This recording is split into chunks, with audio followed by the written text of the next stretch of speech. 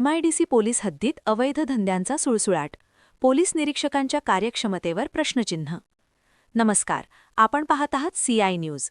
अशाच बातमी बघण्यासाठी आमच्या YouTube चॅनलला सबस्क्राईब करा व फेसबुक पेजला फॉलो करा. सविस्तर बातमी खालीलप्रमाणे.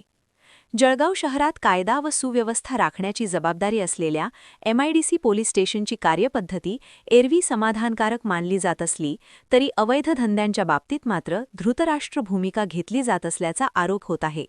विशेषतः तंबापुरा परिसरात सर्रास सुरू असलेल्या सट्टापेढीवर सामाजिक कार्यकर्त्याने घातलेल्या धाडीमुळे पोलीस निरीक्षक बबन आव्हाड यांच्या भूमिकेवर आता प्रश्नचिन्ह निर्माण झाले आहे. नेमकी घटना काय? काल सामाजिक कार्यकर्ते दीपक कुमार गुप्ता यांनी तंबापुरा परिसरातील एका संशयास्पद ठिकाणाची पाहणी केली. यावेळी त्यांना त्या ठिकाणी छुप्या पद्धतीने चालणारी सट्टापेढी रंगेहात आढळून आली. पोलीस प्रशासनाला जे दिसत नाही ते एका सामाजिक कार्यकर्त्याला सहज सापडते, यामुळे परिसरात खळबळ उडाली आहे. पोलीस प्रशासनावर टीकेची झोड.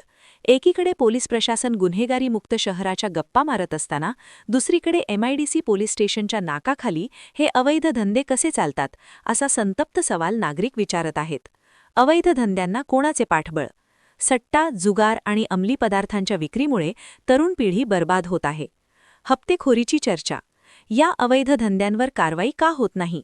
यात वरिष्ठ अधिकाऱ्यांचे दुर्लक्ष आहे की अर्थपूर्ण संबंध? अशी चर्चा आता दबक्या आवाजात सुरू आहे. आव्हाड यांच्यावर दबाव की दुर्लक्ष? कर्तव्यदक्ष अधिकारी म्हणून ओळख असलेल्या बबन आव्हाड यांच्या हद्दीत हे प्रकार उघडकीस आल्याने त्यांच्या कार्यपद्धतीवर प्रश्न उपस्थित केले जात आहेत.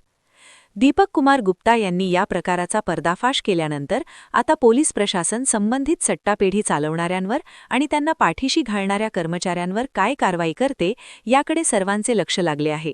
जर त्वरित कारवाई झाली नाही तर तीव्र आंदोलनाचा इशाराही काही सामाजिक संघटनांनी दिला आहे.